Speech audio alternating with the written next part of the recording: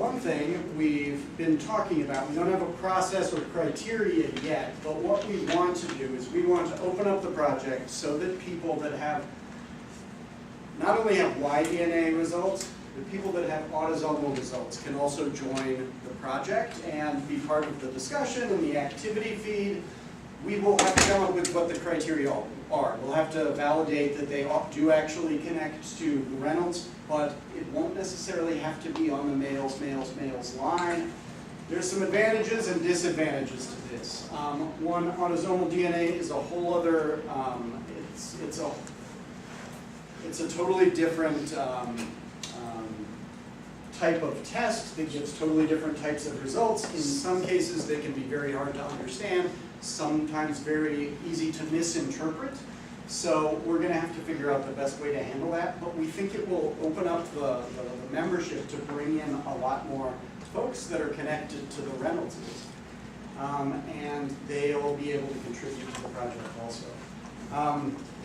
We may have mentioned before that there is a separate Reynolds project, the Family Tree DNA, with 22 tested men. But the project had no administrators. Nobody had volunteered. Perhaps the last one passed away or just wasn't interested in still doing it. But it was an orphaned project, and we decided that this is something that we could wrap in. We won't manage it as a separate project. We will wrap it into the Reynolds project, so it will also include additional McReynoldses. There are already some McReynoldses, but we're going to include these other men. And we will place them in the appropriate group, whether they are grouped together or whether they are grouped across different Reynolds buckets, we will see. Even within their own group, they also have very distinct groups. Do you remember like we were talking about the Reynolds book, the original Reynolds genealogy book that was published, the first one? And it has lots of different spellings and stuff like that. That's whether those lines. 1973, we're looking at that. That's the one we were looking at? Yeah. No, not the one we were looking at. I'm saying the one that somebody spoke about it. I have a copy of it, but it's on the website. But yes. It has not, it's not just like McReynolds is in it too, I think, and the Reynolds and that type of thing. Because the guy was trying to do it from a traditional genealogical standpoint, trying to do what you're doing with DNA, which is putting these all together, in one context, which is.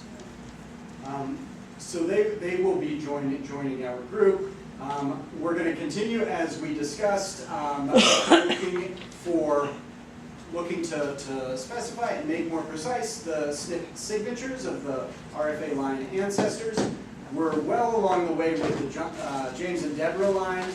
There are also participants in one of the other clusters that have been working together. One of them already has a big Y, another just ordered a big Y test. So they are already working on this for their line.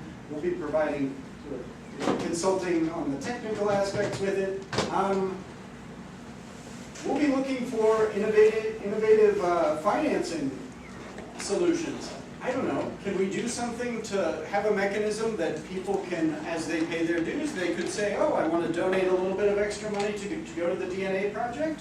I don't know. It'd be good to know if we could do something like that. And we're going to be looking for ways for seed money to look at other critical RFA lines. We're also going to add something to where people can choose to self-report their lineage on an activity page within the project that would be visible to the other members. Especially as we bring in autosomal tested folks, the lineage won't be father, son, father, son, father, son, so it'll help if they can spell out their exact connection in a simple way. But these are things we're looking forward to in the next year, and I think there'll be a lot of interesting things to do. If folks have questions for discussion now, fire away. If you have one-on-one sort of things, we should cover them in detail separately. Yes? So my male line is from my great-grandfather. So is my yDNA test count? I don't know if I understand your question. You're saying, so you don't know the father of your, did you say your grandfather? My great-grandfather was a Reynolds. Yes. But I come from his daughter, who was a Ah. Reynolds. Yes, so your Y chromosome should be connected to the Harrises Right. and would do well in the Harris project, for example. If you wanted to get a sample that would be relevant for the Reynolds project, you would need to find a brother of your great grandmother that has some living descendant, and if you want, we can talk about specific strategies for doing that. A descendant of a brother of his great-grandmother. Right? Sorry? A descendant of a male descendant of his descendant of your brother. great. Is it great? Yes. You'd have to find a male Reynolds name.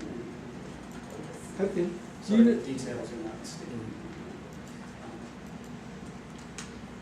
Okay.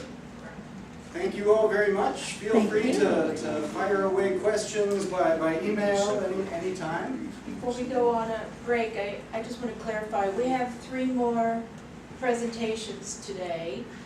The business meeting we're going to do last. Right. And then Regina, you have a presentation? Yes.